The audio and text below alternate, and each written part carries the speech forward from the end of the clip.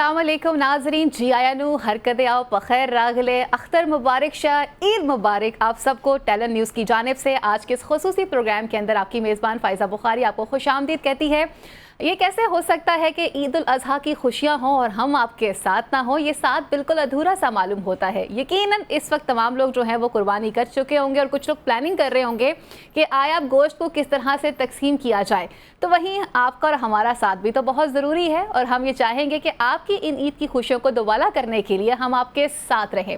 ईद की इन खुशियों की अगर बात की जाए तो कितनी खूबसूरत सी बात मालूम होती है कि पहले जाया जाता है मंडी में, वहाँ से एक जानवर उसे लाया जाता है, फिर उसकी मेहमान नवाजी की जाती है, उसे प्यार किया जाता है, फिर उसके बाद उसे अल्लाह की राह में कुर्बान कर दिया जाता है। और अगर इस कॉन्सेप्ट की बात की जाए तो ये कितना खूबसूरत कॉन्सेप्ट नज़र आता है कि जहाँ पे हज़रत इब्राहीम अलैहिस्सलाम जो हैं वो एक ख्वाब देखते हैं और उसके बाद वो अपने बेटे हज़रत इस्माईल अलैहिस्सलाम को बताते हैं कि मैंने अल्लाह की जानिब से ख्वाब देखा है कि अपनी सबसे खूबसूरत चीज़ को अल्लाह की राह में कुर्बान कर दो।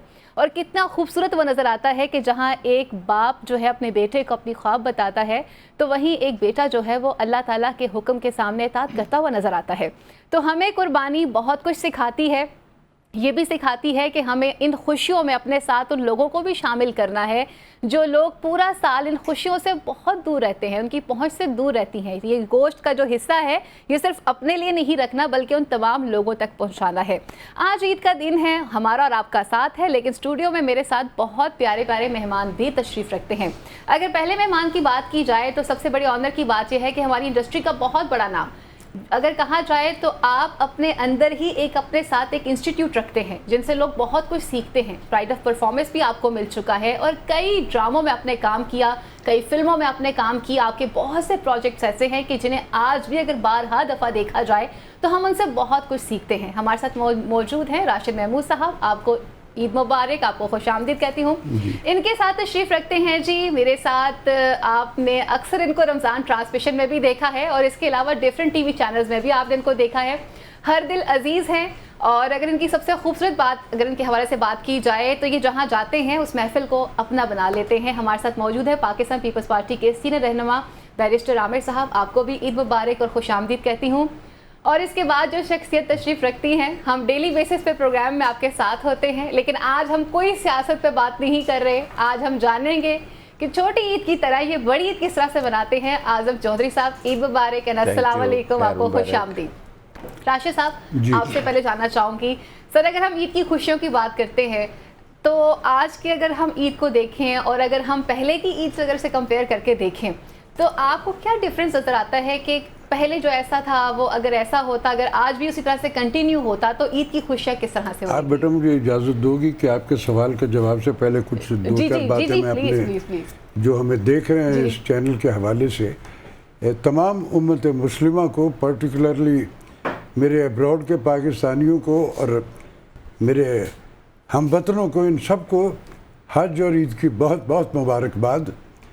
इस दुआ के साथ मेरे पाक परवरदिगार ये ईद और इसके बाद का जो टूर शुरू होगा वो खैरों बरकतों वाला, खुशियों वाला हो। तो सब देखो बेटा, ईद जो है ना ये रब की तरफ से एक, हम जो कलमा को हमारे लिए एक प्लेयर का इवेंट रखा हुआ उसने, सुन्नत इब्राहिमी, वो जो हमारे उस रेफरेंस से ये सारे का सारा हम करते। तो रब जो है ना उसको ये सारी चीज़ें उसको राज़ी करने के वो सारे के सारे मसाइल हैं। मेरे बिलीव्स हैं कि ये मेरा कोई इत्तेफाक नहीं भी करता तो मुझे उससे कोई फ़र्क नहीं पड़ेगा। मेरा ईमान है कि मेरा रब सिर्फ मेरी नमाज़ों से राज़ी नहीं होगा, उसकी मखलूक जो है उसकी केयरिंग है, उसका किसी भी शक्ल में आप अगर ख्याल रख रहे तो रब के यहाँ किसी भी ह्यूमन बीइंग का सबसे पसंदीदा और मकबूल अमल जो है ये, अब मैं इसको बकरे पे ले आता हूँ। बिल्कुल, आप अपने बचपन की ईद बताएं, वो कैसी ईद? देखिए बकरा जो है जिनको अल्लाह ने दे रखा हुआ वो तो खाता है, ये रोज़ ही खाता है। ये कुर्बानी जो है ना ये भी एक उसकी एक कोटेशन, एक मिसाल है। बकरे की कुर्बानी आप रब की रज़ा के लिए कर रहे हैं तो उसकी रज़ा में इसकी कुछ इम्प्लीमेंट्स भी हैं उस कुर्बानी में। अब हम कितने जानवर जो जिसको अल्लाह ने तौफीक दे रखी वो बड़े बड़े वाइड एंगल इस कुर्बानी पे जानवर ज़्यादा करते और उसको लोगों तक पहुंचाते। आप एक भी बकरा कर रहे हो तो उसमें सिर्फ एक हिस्सा आपका है, बकिया सारे जो है वो उन लोगों तक पहुंचने चाहिए जिनका हुक्म ऊपर से फरमाया है। हम अपने फ्रिजों में भर लेते, लोड शेडिंग हो रही है तो अब की बार ज़रा एहतियात कीजिएगा व्यूअर्स, ऐसा ना हो कि आपने भर के रखा और लाइट चली जाए फिर आपको फेंकना पड़ेगा। तो वो पहले ही रब की राह में उसको नेक नीयती से वहाँ तक पहुँचा दीजिए जिसका हुक्म दिया गया। मेरे यहाँ बेटा, मैं तो अब की बार काम वाम तो हमारा है कोई, जिस शोबे से मेरा ताल्लुक़ है वो तो बरस से बंद हुआ है। अब मेरी नेशन को हमारे करोड़ों अरबों रुपए इन्वेस्ट हुए PTV पर, और हम अपने जो हीरोज़ थे उससे अपनी नेशन को मोटिवेट नहीं कर पाए।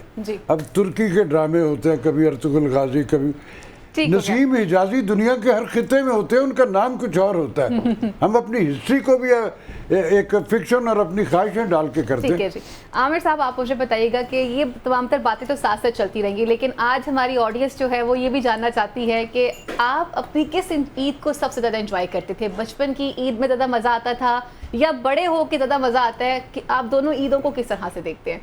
मेरे ख्याल से इंसान की आगही ना होना, जब आप बहुत ज़्यादा कोई समझदार नहीं होते, भोलपन होता है या बचपन होता है, वही खूबसूरत वक्त होता है। जिस तरह आप ये चीज़ें और आपका इर्द गिर्द या गिरदो नवा को जानने पहचानने लगते हैं, मेरे ख्याल से उसके बाद कोई इतना ज़्यादा खुशी के मौके कम ही आते हैं। अब मैं समझता हूँ जो सवाल आपने किया राशिद साहब से भी और जो मेरे से भी आपने किया कि ईद कौन सी आपको अच्छी लगी, मैं समझता हूँ कि आज हमारे जितने भी रिचुअल्स हैं या इवेंट्स हैं, हमारे मजहबी भी, हम उसकी रूह से बहुत हट चुके हैं। हमने कमर्शलाइज बहुत कर दिया।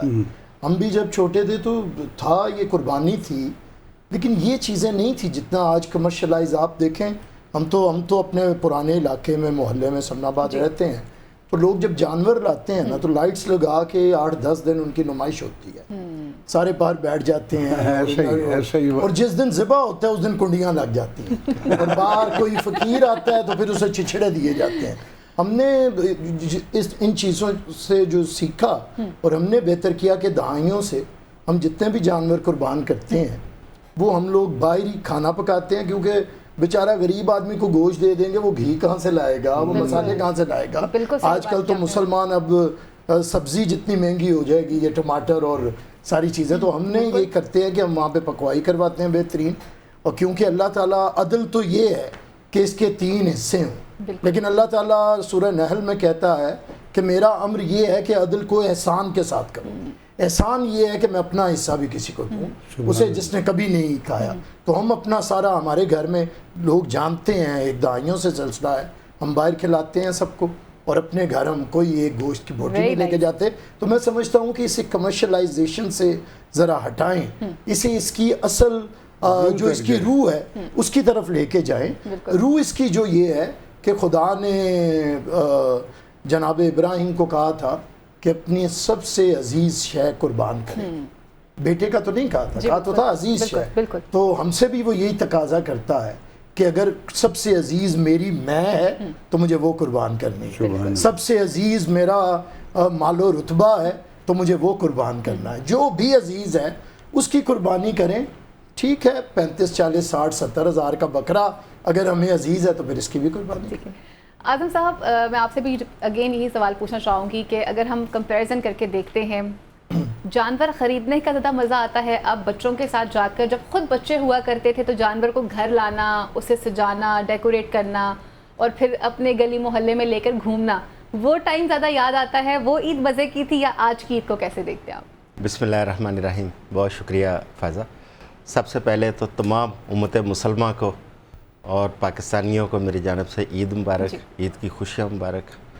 क्योंकि हम लोग बड़ी तगोदो के साथ खुशियाँ तलाश कर रहे हैं कि हमें कुछ छोटी मोटी खुशियाँ मिलें।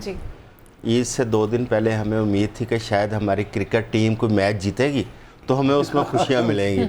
मायूसी हुई। चले, ये तो अल्लाह ताला ने एक त्यौहार हमें दिया है, एक मौका दिया है, तो चले इसमें तो हमारे लिए खुशियाँ लिखी गई हैं ना। देखिए, ईद कुर्बान एक बड़ा खूबसूरत एक अल्लाह ताला ने हमें दिन दिया है। बुनियादी तौर पर मैं, आमिर साहब ने बड़ी खूबसूरत बातें की, मैं बुनियादी तौर पर ये कुर्बानी के जज्बे का नाम है।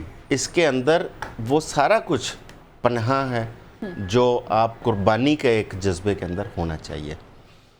इस वक्त पाकिस्तान में जिस किस्म के हमें मुआशी बदहाली ये वो बाकी चीज़ों का भी हमें सामना है, लेकिन इसके बावजूद आप देख रही हैं लोगों के ईद के दिन पे चेहरे खिले खिले। बिल्कुल। वो इसलिए है क्योंकि मुसलमानों का ये है कि जब भी ईद उल फितर आए, ईद उल अज़हा आए, मुसलमान उसको खुशी के साथ सेलिब्रेट करते हैं, चाहे कि वसाइल हों या ना हों। अब जिनको अल्लाह ताला ने हैसियत दी है, जिनको अल्लाह ताला ने कुर्बानी करने का वो मौका फराहम किया है, वो फिर हस्बे इस्तात करते हैं। हाँ, उसके अंदर नुमाइश का पहलू नहीं होना चाहिए। ईद के जो कुर्बानी है उसको कुर्बानी समझ के करना चाहिए। उसमें जो आपकी अजीज़ तरीन चीज़ के हवाले से कुर्बानी का जो जिक्र किया गया, तो उसके लिए कि आप एक जानवर ख़रीदें, खूबसूरत जानवर हो, सेहतमंद हो, आप उसको अपनी दिल से उसकी थोड़ी सी खिदमत करें, उसको सजाएं, जैसे भी आप उसको ज़्यादा से ज़्यादा साफ़ सुथरे तरीके से आप उसको अल्लाह के सामने पेश करते हैं। बहुत खूबसूरत बात की आपने। माजी के अंदर यह था कि उस वक्त वालिद साहब हयात थे, वो उनके पैसे थे, हम उन पे अय्याशी करते थे। आज अपने पैसे खर्च करने पड़े। आज हमारे पास जो कुछ है हमारी औलाद उस पे अय्याशी करती है, लिहाजा फ़र्क तो पड़ता है फिर। अच्छा, वैसे वो कहते हैं ना, जब बंदा खुद कमाना शुरू कर देता है ना, तो उसे अपनी एक एक पाई भी बड़ी बड़ी अजीज होती है। वो कहते हैं नहीं यार, ये पैसे खर्च नहीं करने, जो अम्मा अब्बा की जेब से आ रहे होते हैं तो उस पर तो क्या ही बात है। राशिद साहब, आपने माशाल्लाह से इतने किरदार किए हैं कि अगर हम उनको गिनना भी शुरू कर देना तो वो शायद हमें हमारी टिप्स जो हैं वो ख़त्म हो जाएंगी, फिंगर टिप्स। सर, ऐसा किरदार आप बताएं कि जो आपको लगता है कि आपके बहुत बहुत पास रहा वो किरदार। देखो बेटा, मेरे व्यूअर्स जो हैं इस भले दरवेश आदमी के बुरे रोल जो है वो सबसे ज़्यादा मेरे वो उनको ज़्यादा कन्विंसिंग लगे। और मुझे कभी सवाल भी हो जाता मुझे कि यार वो आपने तो इतने, लेकिन आपसे लोग प्यार क्यों करते। मैं क्या, लोग समझते हैं कि ये भला आदमी स्क्रीन के पूरे रोल बहुत अच्छा करता है, अदरवाइज मैं अच्छा, वो आपका ऐसा लाख नहीं। ड्रामा, जो लाख ड्रामा था आपका, हाँ लाख था, वो बहुत हिट रहा। वो भी आपका ड्रामा। देखो बेटा, मैंने कभी बॉदर नहीं किया, और मुझ पर एक अल्लाह का शुक्र है कि मिनोटनी वाला एलिगेशन नहीं। मैंने बेशुमार रोल किए, लेकिन इस मुल्क में सुबहानी भाई यूनुस और मोहम्मद कवी खान साहब के बाद अल्लाह दोनों को अगले जहान में उनके दर्जात बुलंद करे। मैं तीसरा फ़र्द हूँ जिसने मिर्ज़ा गालिब का रोल किया और PTV पर वो चलता है। फिर इस मुल्क में सागर सिद्दीकी कितना बड़ा नाम है उसका। एक अमेरिकन टीम आके उसने एक फ़िल्म बनाई उनकी बायोग्राफी, वो रोल मैंने। तो ऐसा नहीं है, मेरे रब ने मुझे सबसे पहले तो लफ्ज़ों की हुर्मत मुझे रेडियो पाकिस्तान लाहौर से अता हुई, और जिसको लफ्ज़ों की हुर्मत से अल्लाह में आशनाई दे देता है ना, उसको फिर लफ्ज़ों का हुनर भी अता कर देता है। तो ये है कि मेरी ग्रूमिंग में मैं कभी भी हीरो या विलन वो वाला कॉन्सेप्ट नहीं था। मेरा ग्रूमिंग जो है वो कैरेक्टर रोल्स पे है। मेरा पहला जब शाहीन मैंने किया था तो मेरे बराबर में जो मेरी मलका थी वो मेरी अम्मा की उम्र की थी। पाकिस्तान टेलीविज़न की स्क्रीन की डोमिनेटिंग फिगर थी वो ताहिरा वासी जी। लोग उसको देख के खुश हुए। वो कहती थी मैं कुछ भी ना करूँ ना राशन टीवी पे तो लोग तब भी रिलैक्स होते हैं मुझे देख कर। तो एक भरम है जो चल रहा है, चलता रहेगा। तो मुझे अपने सारे काम जो है ना सब पसंद हैं। बहुत खूब। आपको ऐसा नहीं है कि मैं आपको कहूँगा कि पर्टिकुलर, भाई जब आप जो क्रिएटर होता है वो जो भी चीज़ें क्रिएट करता है तो वो सारी की सारी उसके दिल और उसके बड़ी करीब होती है। तो मेरे सारे रोल मेरे लिए मुझे बहुत पसंद है। अभी आमिर साहब बैरिस्टर भी हैं, सियासत भी आप देख रहे हैं, ठीक है, फिर लिखने पढ़ने से भी आपको शौक़ है। लोग ये अमूमन जानना चाहते हैं कि ये जो सहाफ़ी होते हैं या जो पॉलिटिशियंस होते हैं, ये आम दिनों में क्या मुस्कुराते भी हैं? क्या इनके अंदर कोई मतलब फ़न से मोहब्बत भी पाई जाती है या ऐसे ही रूखे रूखे रहते हैं?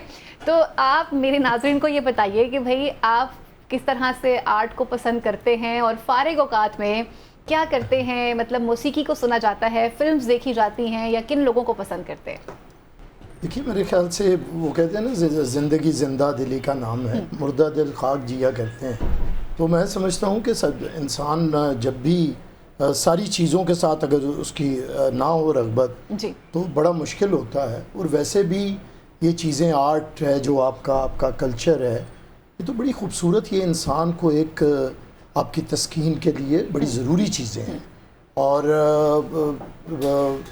बैरिस्टर हों, पॉलिटिशियन हों, जर्नलिस्ट हों, मेरे ख्याल से वो उसी तरह जुड़त होती है उनकी अपने समाज के साथ, अपने रसूम व रिवाज के साथ, बिल्कुल। तो हम भी उसी तरह जुड़े होते हैं। बस होता ये है कि अब वो चीज़ें नहीं रही। म्यूज़िक हमारा तो बड़ा शौक़ है, हर अच्छा म्यूज़िक जो भी भला लगे उसमें ये ज़रूरी नहीं है कोई पुराना है पढ़ने वाला या नया है गाने वाला, कोई भी जिसका अच्छा लगे।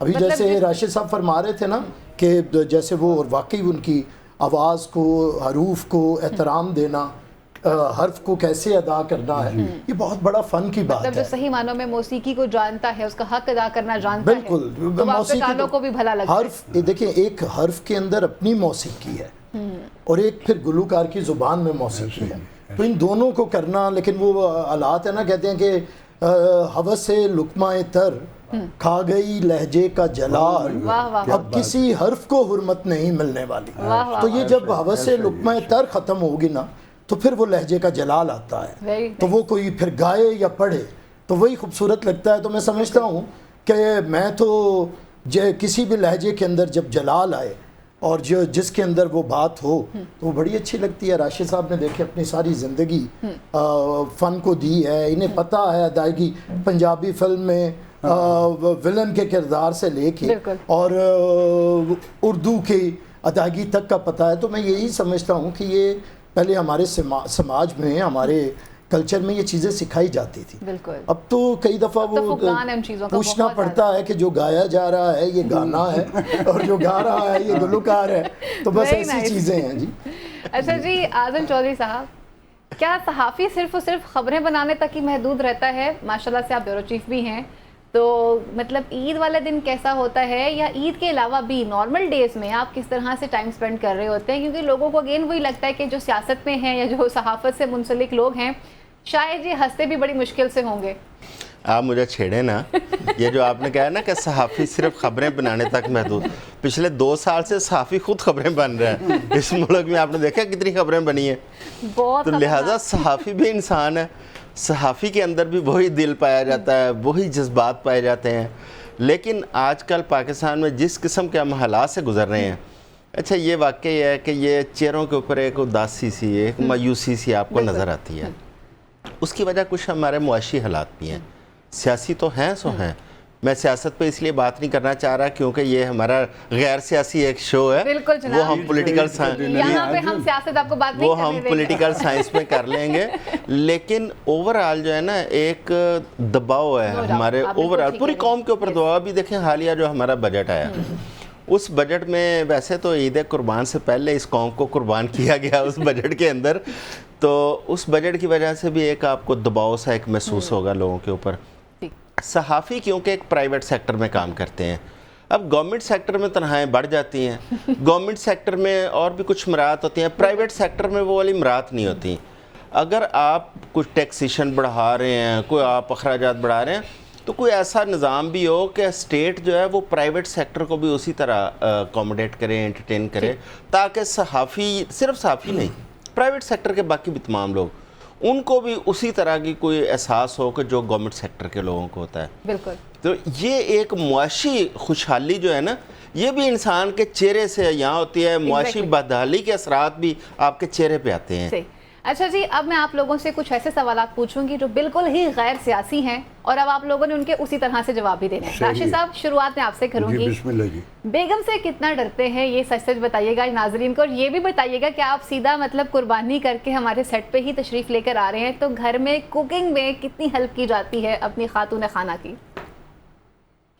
मैं तो ये सानहा जो बेगम वाला है, इसको 52 बरस हो चुके, बड़ा पुराना सानहा है, लेकिन मैं रोज़ उसी घर में जाता हूँ।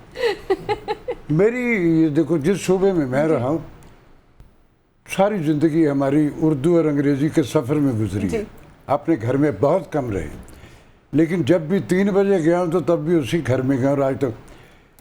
घर में अपनी बेगम जो है, अगर कोई ये कहता है ना कि होम मिनिस्ट्री अगर आपकी फेवर में नहीं तो मुझे मुल्क तो चला के दिखाओ कोई, आप कहती हो सियासी बात ना कर, फैक्ट्स है कुछ, होम मिनिस्ट्री आपके साथ नहीं, आप मुल्क चला के दिखा दो।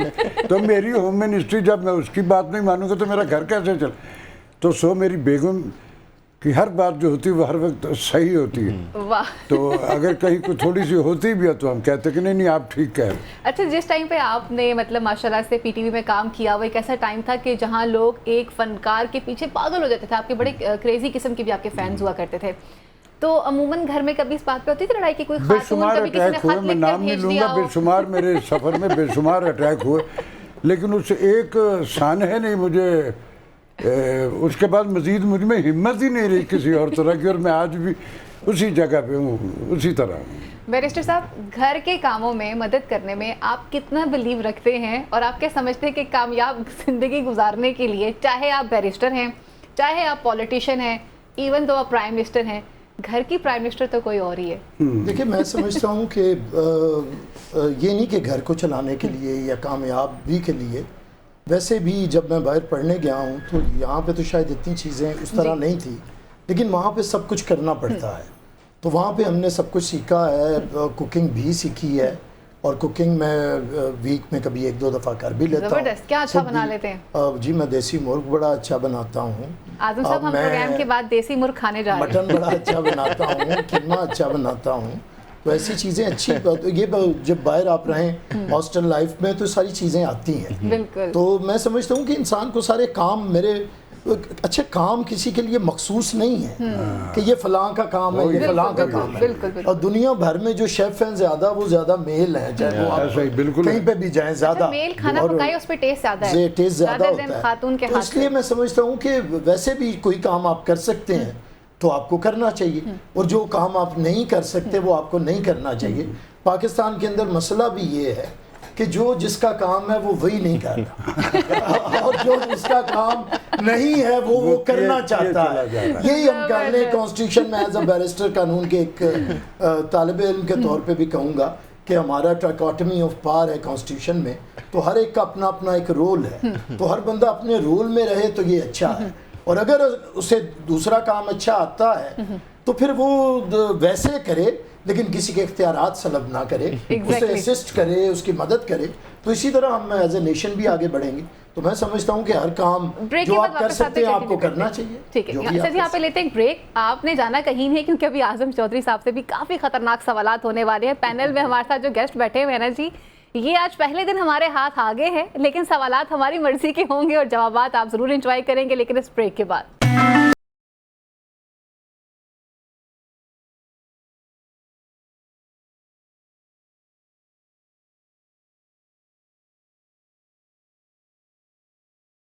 नाज़रीन, ईद मुबारक। जिन जिन लोगों ने अभी अभी अपनी टीवी स्क्रीन्स को ऑन किया है, टैलेंट न्यूज़ की जानिब से आप सबको दिल की अथाह गहराइयों से बहुत बहुत ईद मुबारक हो। इस वक्त हम बातें कर रहे हैं ईद के हवाले से। खुशियाँ बांटी जा रही हैं, नमकीन ईद है, कहीं पर बारबेक्यू की तैयारी की जा रही है, तो कहीं पर प्लान किया जा रहा है कि आखिर फुप्पो के घर जाना है या खाला के घर जाना है और दावत कहाँ जाके उड़ानी है।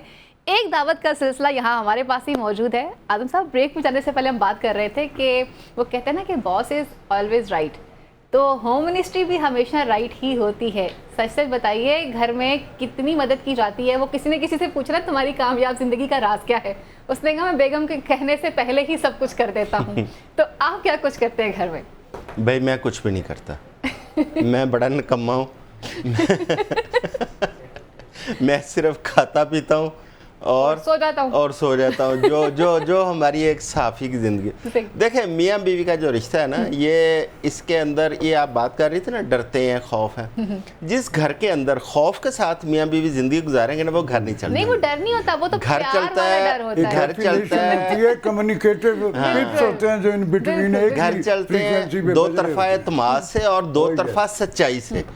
अब हमारे जो शोबे हैं, जिस तरह ख़ुसूसी तौर पर इनका जो शोबा है, वो शोबिज़ का वो बड़ा ख़तरनाक शोबा है ख़वातीन के हवाले से। अच्छा, हमारा शोबा भी कोई इतना अच्छा नहीं है। हमारे शोबे में भी ख़वातीन क्योंकि और इसी तरह अगर एतमाद ना हो तो हमारी जो एक घरेलू लाइफ है शायद एक दिन ना चल पाए।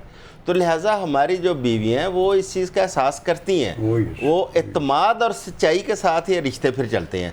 हाँ, जहाँ तक कुकिंग का मामला करवाते हैं, हाँ, जहाँ तक कुकिंग शुकिंग घर के कामों का, देखिए शौक़ की बात है। जिस तरह आमिर साहब ने अभी जिक्र किया ना, तो मुझे भी कुछ मौका मिला अब्रॉड में रहने का, तो कुछ डिशें पकानी मैंने वहीं पे सीखी थी। क्या अच्छा बना लेते हैं उसमें देखें, अब वहाँ पे रह के आप वहाँ पे कोरमे और वो निहारियाँ तो नहीं पका सकते। बिल्कुल, वो अंडे पका सकते हैं। आप जिंदगी गुजारने के लिए जो ज़रूरी अशिया है वही बना सकते हैं आप। वही अंडे बना लेंगे, कुछ दाल शाल बना लेंगे, कुछ छोटी मोटी चावल शावल बना लेंगे। तो ये छोटे मोटे काम वहीं पे रह के सीखे हैं। जब आप घर में होते हैं आपको पता होता है कि बीवी है, बहनें हैं, वालदा हैं, उन्होंने पका देना है, आपने खा लेना है, तो फिर बंदा जो है ना कोशिश नहीं करता। हाँ, हमारे कुछ दोस्त हैं, उन्हें बहुत शौक है, वो बड़े शौक से वो पकाते हैं और नई नई डिशेज़ उन्होंने इन्वेंट भी की हैं। तो लेकिन मेरा ख्याल है कि ज़्यादा खाने में मज़ा है पकाने से ज़्यादा। सही।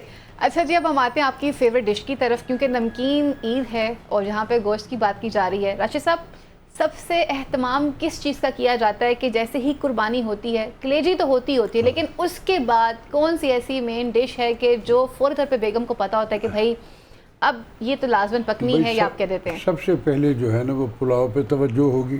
ज़बरदस्त। मटन की मुख्तलिफ शक्लें बनाई जाएंगी, कोरमा बनेगा, कोई दम पुख्त का किसी कुकर में वो डाल, तो ये लेकिन मुझे ईद वाले दिन जो एक स्पेशल है, जैसे अभी इन्होंने बताया ना कि ये बहुत उम्दा शेफ़ है, समनाबाद में रहने वालों को अल्लाह मियाँ ने बड़े अरूज दिए और बहुत बहुत मल्टी डायमेंशनल स्किल्स भी दी।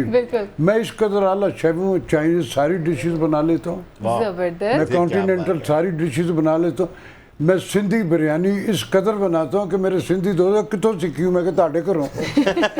तो मैं जैसे इन्होंने कहा ना कि हमारा शोभा वो जिसमें हम सैलानी रहे, कभी यहाँ कभी वहाँ कभी वहाँ, दुनिया भी फिरी हुई, और जहाँ जहाँ गए हैं तो वहाँ जो कोई एक्सक्लूसिव तो उसके चले गए उसके किचन में, उसको पता था कि ये रिकॉर्डिंग या शूट के लिए है, तो थोड़ी सी एक फ्रैंकनेस, तो मैं उनको देखता था कि क्या कर रहा। अब बाज़ दफ़ा चाइनीज़ में मैं चाइनीज़ होटल में बैठ के कहता हूँ यार इसमें तूने वो नहीं डाल, और राशा वो हैगा ही थोड़ा सा इस तरह तो हो जाता है इस तरह का। लेकिन मैं अपने घर में मदद करता हूँ, किचन में बाकायदा मदद करता हूँ। मैंने अभी जैसे राशिद साहब को सुना, फिर आमिर साहब को सुना ना, मुझे लगता है कि ये प्रोग्राम हमें यहीं छोड़ना पड़ेगा, हमें सीधा इनके साथ इनके घर जाना पड़ेगा, इनके किचन में। नाजरीन, आज पहला दिन है और इतने मजे मजे की बातें हो रही हैं। आमिर साहब, अच्छा ये बताइए कि आप की फेवरेट डिश क्या है? जो होता है कि चले सी कुर्बानी के फ़ौरन बाद ये तो लाजमन सबसे पहले आनी चाहिए, या बचपन के कोई टेस्ट आपको एकदम से याद आ जाते हैं कि यार ये अम्मा बहुत अच्छा बनाती थी, नानी दादी बहुत अच्छा बनाती थी, तो ये दस्तरखान का लाजमन हिस्सा है, वो कौन सी डिश है? देखिए कोई इतनी नहीं है, लेकिन कोई भी अच्छा आलू गोश्त में बड़े शौक से खाता हूँ, फुल्का हो साथ उसके, तो और तवे से गरम गरम उतरा हुआ।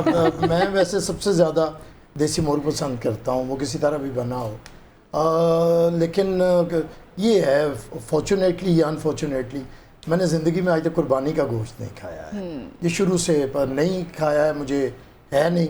तो उस दिन कोई चिकन नहीं खाता हूँ मैं, या कोई चीज़ ऐसे बनी हो। अदरवाइज़ कोई एक सालन, अब मैं कहीं बफ़े पे भी जाऊँ तो मैं एक चीज़ को प्रेफर करता हूँ, कोई जो अच्छी चीज़ बनी होती है, एक सालन कोई भी अच्छा हो, बस उसको एंजॉय करना है, बड़ा लुत्फ़ आता है। ज़बरदस्त। अच्छा, लोग अमूमन ना प्लेट भरने पे बिलीव रखते हैं कि बस प्लेट को भरा जाए, उसमें पाकिस्तानी भी आ रहा है, चाइनीज़ भी आ रहा है, कॉन्टिनेंटल भी आ रहा है, लेकिन बस प्लेट को भर लो एक दफ़ा ताकि सेटिस्फाई हो जाओ, आपको टेस्ट का भी पता नहीं चल रहा था कि आप खा क्या रहे हैं। जनाब, आपकी सबसे फेवरेट डिश कौन सी है? क्या खाना पसंद करते हैं आप? अच्छा, ये जो अभी एक डिश वाले, असल जो है ना खाने का मज़ा एक डिश, जब आपके सामने इतनी सारी डिशें पड़ी हो ना, आप एंजॉय नहीं करते फूड को। एक डिश हो, मट्टी की हांडी हो, उसके अंदर मटन पकाओ, देसी घी के अंदर पकाओ, लकड़ियों की आग हो, और साथ आपको जो है ना रोटी हो, तंदूर की गरम रोटी, उस जैसा कोई मजा नहीं है किसी डिश में। ये आज आप लोग जो बातें कर रहे हैं ना नाजरीन, ये प्रोग्राम नहीं होने वाला, मुझे यही हालात नजर आ रहे हैं। राशिद साहब, आपके पास ऑप्शन हो और आपको अपना दस्तरखान शेयर करना पड़े, तो आप किस सेलिब्रिटी के साथ अपना दस्तरखान शेयर करना चाहेंगे?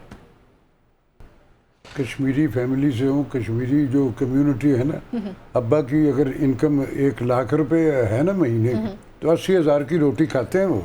मैं अपनी बात नहीं कर रहा, मेरी फिजीक इस आलम में पीरी में, मेरे शोबिज़ में मेरे जैसा बुढ़ा दिखाओ कोई। मैंने अपने बच्चों में बैठ के 6-6, 7-7 बंदे 50-50 पाए बने हुए बकरे के खा जाते, मैंने भी उनके साथ खा। मैं बहुत थोड़ी, चूँकि मेरी सारी ज़िंदगी जो प्रोसेस रहा वो सैलानी रहा, कहीं टिक के उनके नहीं बैठ, तो मैं इतना सा खाता हूँ। लेकिन मुझे सबसे ज़्यादा जो अपने कश्मीरी उसको हम कहते हैं बड़ी वत्ता। वो दाल गोश्त होता है और इस कदर एक्सक्लूसिव होता है कि जब हमारी कश्मीरियों में कम्युनिटी की शादियां होती हैं ना, तो जो एक आध दिन शादी से उसमें ये बेशुमार, और ये उस कौरमों से, उस बिरयानी और उनसे ज़्यादा महंगा बनता है। लेकिन वो जिसने भी किसी मेरे मेहमान ने आके तो अगली बार पूछा कदों ब्याह किसे तो इस तरह का मुझे भी वो बहुत अच्छा आपके पास इंडस्ट्री से कोई खातून, मतलब कोई एक ऐसा फेवरेट नाम बता दें कि जो आप चाहेंगे आपके साथ आपके एक्सक्लूसिव इस बड़ी वत्ता को खाने के लिए आपके घर पे आपके साथ मौजूद हो? बेशुमार है, बेशुमार नाम है, कोई एक नाम ले लें। अरे दफा करो, फिर मैंने घर भी तो जाना है। तो मेरी ईद खराब कर रही हूँ। अच्छा बैरिस्टर साहब, ये कश्मीरी खानों का जिक्र करें तो मैंने एक कश्मीरी डिश ट्राई की जिसे गोश्ताबा कहा जाता है। यस, वो बहुत जबरदस्त बनता है। मुश्किल डिश है, बड़ा टाइम लगता है, लेकिन बहुत उम्दा, लेकिन वो बनती बहुत शानदार है। जनाब, आप अपना दस्तरखान किस पॉलिटिशियन के साथ शेयर करना चाहेंगे अपोजिशन में से, जिसको आप समझते हैं कि यार ये बंदा दस्तरखान में साथ बिठाया लो अब ये हमारा दस्तरखान भी शेयर कर रहे हैं। अरे माफ कर दे बेटा। अच्छा, वैसे दस्तरखान भी शेयर करें। दस्तरखान में मैंने मुखालिफ पार्टीज़ में दोनों ही खाने के शौकीन हैं। चाहे इमरान खान साहब हों, वो भी जेल में भी माशाल्लाह 36 लाख का बिल बनता है उनका, और चाहे मियाँ साहब के भी पाए बड़े मशहूर हैं। तो दोनों आ जाएं। सत बिस्मिल्लाह, हमारा दस्तरखान है वसी, कोई भी आ जाए सत बिस्मिल्लाह, हम तो मेज़बानी करके खुश होंगे जी। ज़बरदस्त जी, आपके पास ऑप्शन है और आप बताइए कि आप किस जर्नलिस्ट को दावत देना चाहेंगे जो आप समझते हैं कि यार इसके साथ मैंने आज खाना खाना है, क्योंकि वो कहते हैं ना कि या सफ़र कर लो या खाना खा लो, तो ये दो चीज़ें एक रवायत में भी मिलती हैं। तो आप किस शख्सियत के साथ अपना टेबल शेयर करेंगे? आप, मेरा ख्याल है कि उनको कौमी सियासत से और मुझे सहाफ़ियों की सियासत से निकालना चाह रही हैं। आप चाहती हैं कि किसी एक, भाई हमारे लिए सारे दोस्त हैं, हमारे लिए सारे बराबर हैं, और ये नहीं, ये हमारी खुशकिस्मती होगी कि अगर हमारा दस्तरखान को शेयर करे, कोई हमारे साथ बैठे। वो मेहमान रहमत है, नेमत है, तो वो आए। मेरी तो ख्वाहिश रहती है हर वक्त के दो सबब। अच्छा, मैं खुशकिस्मत भी हूँ, अल्लाह का बड़ा शुक्र है कि ईद के ऊपर बिलखसूस मेरे तमाम दोस्त अहबाब ज़रूर आते हैं और हम बैठ के खाना खाते हैं, एंजॉय करते हैं। ज़बरदस्त। अच्छा जी राशिद साहब, अगर आप अदाकार ना होते तो आप क्या होते? होता मैं क्रिएटर ही, मैं पेंटर अच्छा होता, लिखता तो मैं अब भी हूँ, मैं मुजस्मा साज बड़ा अच्छा होता, होता मैं क्रिएटिव ही किसी एलिमेंट, आर्ट के ही किसी काम से आप। ओ यस। जी बैरिस्टर साहब, आप अगर बैरिस्टर ना होते, सियासतदान ना होते, तो आप क्या होते? वो गालिब ने कहा था ना, न था कुछ तो खुदा था, कुछ ना होता तो खुदा होता। वाह वाह। डुबोया मुझको होने ने, ना होता मैं तो क्या होता। हाय हाय हाय। यही होता मेरे ख्याल से ज़्यादा बेहतर होता। यही। आजम चौधरी अगर जर्नलिस्ट ना होते तो क्या होते? किसान होता। अभी भी जर्नलिज्म छोड़ूंगा, मौका मिलेगा तो काश्तकारी करूंगा। मतलब हम आपको मिलने के लिए वहाँ आया करेंगे अब। बिल्कुल ठीक हो गया जी। अच्छा जी, अब आते हैं, अगर आपको अपने बॉर्डर पार फिल्म की ऑफ़र होती है, क्योंकि हमने अमूमन अनफॉर्चुनेटली ये बात दुख से कहनी पड़ती है कि हमारे यहाँ शायद आर्ट की उस तरह से कदर नहीं की जाती जैसे वो आर्टिस्ट की या आर्ट की कदर करना जानते हैं, अगर हम इंडिया की बात करते हैं। तो आप वहाँ पे किस प्रोजेक्ट में, किस रोल पे काम करना चाहेंगे और किस सेलिब्रिटी के साथ काम करना चाहेंगे? आज आपने एक सवाल कर ही दिया है, तो मैं तुम्हें बड़ा दौड़ दौड़ के मेरे एक्टर जा रहे हैं और जो हाल उनका वो करते हैं, वो मैं 30 बरस पहले की बात कर रहा हूँ। मेरे मुल्क में एवर रेडी पिक्चर्स एक बहुत बड़ा फिल्म इंडस्ट्री का इदारा है, JC आनंद साहब उसके मालिकान में से थे, अब उनके बरखुरदार होते हैं सतीश आनंद, और मौसूफ जो हैं गालिबन जूही चावला के मामू हैं। सही। मुझे और क़याम सरहदी को कुछ 30 बरस पहले, कुछ महीने आगे पीछे हो सकते हैं, एक प्रोजेक्ट के लिए जो उसका जूही चावला साहब वक्त, उसके एक प्रोजेक्ट के लिए दोनों को कहा कि ये करना है, ये करना है। एक डिस्कशन भी, मैंने कहा कि जी वो आप बताएं तो सही हमें करना क्या। 40 मिनट में उनके दफ्तर में बैठा और फ़ोन पे मुझे वहाँ से वो सुनाया गया ये ओके जी करेंगे। अब क़याम भी थे, अल्लाह की रहमत करे उसे। अब उसने कहा कि जी ये तो अब आपकी प्रिविलेजेस है ना जो आप मांग रहे हैं, अब मेरी बातें सुन ले। मैं वहाँ आपके इस काम के लिए अजमेर शरीफ के उर्स के वीज़े पे जाऊंगा, ये मेरा वो प्रोफेशनल जो जैसे कैलिबर से मुझे बींगे पाकिस्तानी आर्टिस्ट कि जी वो भी हो जाएगा। मैं कह नहीं हो जाएगा नहीं, ये डू एंड डाई वाली सारी बातें। पैसे वैसे उस दौर में तो मेरे मुल्क में हमें सिर्फ दाद पे सारी ज़िंदगी काम किया, पैसे पता नहीं किन किन में बांट दिए गए। हम तो बीमार हुए तो हमारा थोड़ा सा इलाज, वो भी चौथी बार मरते मरते बचा मैं। तो अल्लाह भला करे। इस पिछली निगरान हुकूमत में वो जो थे आमिर मीर साहब, वो को अल्लाह वाले होंगे, मेरी कुछ ज़्यादा, लेकिन वो भी एक सहाफ़ी है ना। तो उन्होंने मेरा, तो इसमें मुसीबत सिर्फ ये है कि उसमें कुछ बेशुमार, और मुझे अपनी ज़मीन पे शनाख्त चाहिए। मुझे 46 बरस पहले वॉइस ऑफ अमेरिका में अकमल अलीमी साहब मेरे अब्बा के ऑफ़र दी थी कि वहाँ आ जाओ, नहीं गया मैं। आज भी दौड़ दौड़ के अमेरिका के नाम पे दौड़ते हैं लोग। मेरे अब्बा ने कहा यार वो पूछ रहे हैं, पूछो उसको बता। मैंने कहा मैंने नहीं जाना। कहने लगे क्यों? मैंने कहा बाबा मुझे शनाख्त अपनी ज़मीन पे चाहिए, यहाँ होगी तो सारी दुनिया में, अब मैं सारी दुनिया में जाना चाहता हूँ। तो कुछ प्रिविलेजेस होती हैं इस ज़मीन। मुझे सबसे ज़्यादा ना मिले कुछ भी, मैं किसी को देने के काबिल नहीं हूँ, तो मुझे किसी से ज़िंदगी में मांगना भी नहीं पड़ा। बहुत खूब, बहुत उसके भर में चल रहे हैं। जज्बा सब में होना चाहिए। यहाँ लेते हैं एक ब्रेक, और ब्रेक के बाद मजीद ईद की खुशियों को दुबाला करते हैं।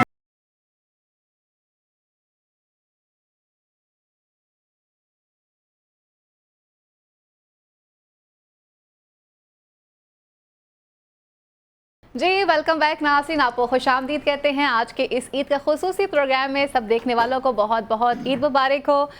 बैरिस्टर साहब, अब आते हैं आपकी तरफ। जनाब, अगर आपको लॉन्ग ड्राइव पे जाने का मौका मिले तो किस पॉलिटिशियन खातून को अपने साथ आप चाहेंगे कि यार हाँ ये बंदी सफ़र में साथ अच्छे तरीके से जा सकती है, या कोई अदाकारा आपकी फेवरेट जिसे आप कह सकते हैं कि यार मैं इस बंदी से अच्छे तरीके से गुफ्तगू करते हुए सफ़र को गुजार सकता हूँ, उर्दू वाले सफ़र को?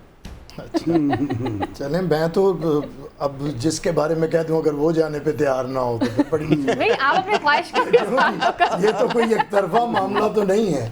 ये तो आप कोई गारंटी दें तो फिर मैं नाम लेता हूं। ये चाहती हैं आप घर तक भी ना पहुंचे। देखिए बात ये है कि अगर मैं अपनी बात लेके आ रहा हूँ तो या तो उसे पूरा करवाएं ना। जनाब आप बता तो सकते ना कोई एक ऐसी नहीं फायजा साहब, आपके तुक्काबाजी में शरीफ आदमी मारे ना जाए, तो इसलिए ये सफ़र अकेले ही चलने दें। वैसे बहरहाल मेरे ख्याल से सफ़र में ज़हनी मांगी की ज़्यादा बात होती बिल्कुल है, और बड़े इंटेलिजेंट लोग हैं हमारे, और बड़े अच्छे लोग हैं जिनके साथ आप चल सकते हैं, तो बड़े पॉलिटिशियंस हैं। लेकिन मैं हमेशा से किसी खातून पॉलिटिशियन को जिसे मैंने बहुत मानना है वो मोहतरमा बेनज़ीर भुट्टो। और मैं आज भी, मतलब मैं उस वक़्त एक्टिवली पॉलिटिक्स में नहीं था, मेरी वैसे उनसे मुलाकात एज ए स्टूडेंट वहाँ पे हुई। वैसे पॉलिटिशियन मेरे वालिद थे, पीपल्स पार्टी में होती रही, लेकिन उनके साथ उस तरह एज ए पॉलिटिकल वर्कर काम करने का मौका नहीं मिला। तो मेरा आज भी करता है कि मैं तख़य्युल में आज भी मोहतरमा के साथ बड़ा, मतलब मैं जब भी लिखता हूँ, आर्टिकल्स लिखता हूँ उनके लिए, या जब भी, तो मैं एक उनकी पर्सनैलिटी को रखता हूँ। तो मेरे ख्याल से बड़ा ही कमाल शख्सियत है मोहतरमा बेनज़ीर। जनाब, आप फिल्में तो देखते ही होंगे, ठीक है? कुछ फिल्में तो सहाफ़ियों की ज़िंदगी पूरी फिल्म पे मबनी होती है, लेकिन कौन सी अदाकारा आपकी सबसे फेवरेट है? अच्छा, फिल्में इतनी ज़्यादा देखने का मौका नहीं मिलता, लेकिन जितनी भी मिलता है जनाब आप बता दें कोई फेवरेट अदाकारा का नाम। अच्छा, मैं वैसे तो सारी अच्छी हैं, लेकिन ये कोई पॉलिटिकल बयान नहीं है। ये इसलिए है कि मुझे फिल्म अच्छी लगती है ना, तो वो मुझे वो अदाकार भी अच्छे लगते हैं। तो कोई नाम ले लें, डिपेंड करता है कि आमिर साहब ने तो बता दिया, आप कोई नाम तो ले लें किसी अदाकारा। मुझे फायजा भी अच्छी एक्टर है, फायजा भी अच्छी लगती है। नाज़रीन, ये बहुत ही गैर सियासी बयान था, इसे आप भूल जाइए। राशिद साहब, आपकी फेवरेट अदाकारा? बेटा मैं तो घोंसले से गिरा इसी शोबे में था, 63 बरस से ज़्यादा होगा मुझे। तो अल्लाह का एक करम और फजल है कि मैं अटैक बहुत हुए, लेकिन पता नहीं किसकी दुआएं कि मैं बचता चला गया और इसलिए मैं मौजूद तक आज भी उसी घर में वापस जा रहा हूँ। और सफ़र की भी जो अभी तुम बात करो, मैं तो उसको भी साथ नहीं लेके जाता, क्योंकि वो बात है चुप करके बैठी रहेगी, ये कि ब्रेक लगा लो। मैं अकेला सफ़र करता हूँ बेटा, किसी को नहीं बिठाता। अच्छा जी, बैरिस्टर साहब, मैं अब आपके सामने एक ऑप्शन रखूँगी, आपने बताना है कि अगर ये सियासतदान ना होते तो ये क्या होते। बिलावल भुट्टो ज़रदारी साहब, आप क्या समझते हैं कि अगर इनके पास ऑप्शन होती तो ये पॉलिटिशियन होने की बजाय आप इन्हें कहाँ रेट करते हैं कि ये किस शोबे में हो सकते थे? मेरे ख्याल से अच्छे डिप्लोमेट होते हैं। मैंने बिलावल साहब का उस पर, मोहतरमा भी ये चाहती थी अपने तौर पे भी, तो मैं समझता वहाँ पे भी ये। इमरान खान? इमरान खान साहब खिलाड़ी ही ज़्यादा बेहतर हैं और उन्हें वही रहना चाहिए था। ठीक हो गया। ज़्यादा आजम अच्छे साहब, होते। आपकी तरफ आऊंगी। जावेद चौधरी साहब अगर जर्नलिस्ट ना होते तो क्या होते, क्या सजेस्ट करते आप उनके लिए? आज जर्नलिस्ट हैं जावेद चौधरी साहब। नादरीन ने भी गैर सियासी बयान था। हामिद मीर साहब कहाँ रेट करते हैं आप उन्हें कि वो अगर इस प्रोफेशन में ना होते तो वो किस प्रोफेशन में सूट करते? हामिद मीर अगर जर्नलिस्ट ना होते तो पॉलिटिशियन होते। Very nice. अच्छा जी, वक्त मुख्तसर है। राशिद साहब, मैंने आपसे भी ये सवाल पूछने थे, लेकिन मैं चाहूँगी कि हम क्लोजिंग की तरफ बढ़ रहे हैं। तमाम लोग हमें देख रहे हैं तो ये ईद की मीठी मीठी खुशियाँ हैं, नमकीन खुशियाँ भी हैं, कहीं पे बारबेक्यू बनाया जा रहा होगा, तो आप भी ऑडियंस के लिए कोई पैगाम दे दें, फिर मैं आप सबसे पैगाम लूँगी। मैंने प्रोग्राम के आगाज़ में भी कहा था और अब फिर कहा कि वो बकरा जो है ना, उसने जन्नत में जाना होता, अगर आपके फ्रीज़र में उसके 2 रानें पड़ी हुई तो बेचारा तब जन्नत में जाएगा जब आप सारा उसको इस्तेमाल कर लो। तो उसको फौरी तौर पे जन्नत में जाने का मौका दीजिए। जो एक हिस्सा है उसी को अपने पास रखिए, बकिया जैसे हुक्म है उस तरह उन तक पहुँचाइए, तो ये आपकी कुर्बानी ज़्यादा मकबूल और पसंदीदा होगी आपके यहाँ। जी आमिर साहब। जी देखिए, यही बात है। वो मैं ये जो राशिद साहब बात कर रहे हैं बिल्कुल एग्री करता हूँ कि इस दफ़ा ज़रा कुर्बानी का चलें, इसी को अगर हम कुर्बानी समझते हैं। हाँ। हालांकि अल्लाह ताला ने तो कह दिया हुआ है वफ़दैना हो बिज़बिन नज़ीम, मैंने इस कुर्बानी को ज़िब अज़ीम में बदल दिया है। तो खुदा तो बदल चुका है, हमने अगर नहीं भी बदला तो अगर इसी को कुर्बानी समझते हैं तो इसी को कुर्बान तो कर देना। वो कहते हैं कि फ़लसफ़ा कुर्बानी मानना ज़रूरी है, रब क्या चाहता है ये जानना ज़रूरी है। हमें ये जानना चाहिए कि रब हमारे से तकाजा क्या करता है इस कुर्बानी के सारे मामले में। और वो कहते हैं कि इस्माइल की गर्दन बच गई है कटने से, इस्माइल की गर्दन बच गई है कटने से, कट गई है जो गर्दन जानना ज़रूरी है। बहुत बहुत खूब। जी आदम साहब, क्या पैगाम देना चाहेंगे देखने वाले और सुनने वाले? देखिए, इस वक्त हमारी सबसे ज़्यादा जो ज़रूरत है हमारे फ़लस्तीनी बहन भाइयों का है। जी, हमें कुर्बानी में जो साहिब हसीयत है, अल्लाह ताला ने जितनी हसीयत दी है, जितना मर्ज़ी खर्च करें, लेकिन अपनी ज़िंदगी में से हर मुमकिन कोशिश करें कि एक पोर्शन निकाल के उनकी मदद करें, क्योंकि वो इस वक्त पूरे तबाह हाली का शिकार हैं।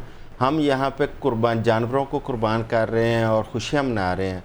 उन लोगों के पास अगर आप वीडियोस और उनकी तस्वीर देखें, उनके पास पानी की एक बूंद तक नहीं है, और इस वक्त उन्हें हमारी सबसे ज़्यादा ज़रूरत है कि हम अपना पेट काट के भी उनको अगर सपोर्ट कर सकें तो फिर भी हम अपना हक अदा नहीं कर सकते। बहुत खूबसूरत मैसेज है। आज ईद का पहला दिन है। राशिद महमूद साहब, आपकी आमद का बहुत शुक्रिया। बैरिस्टर साहब, आपकी आमद का बहुत शुक्रिया। आज़म साहब, आपकी आमद का बहुत शुक्रिया। मैं और आज़म साहब तो यहीं पर रहेंगे, लेकिन मीठी और नमकीन ईद का जो सिलसिला है वो जारी है। ये खुशियाँ इसी तरह से अल्लाह ताला कायम व दायम रखें। हमें दीजिए इजाज़त, हम आपसे फिर दोबारा मिलेंगे। अल्लाह ने के बाद पाकिस्तान जिंदा।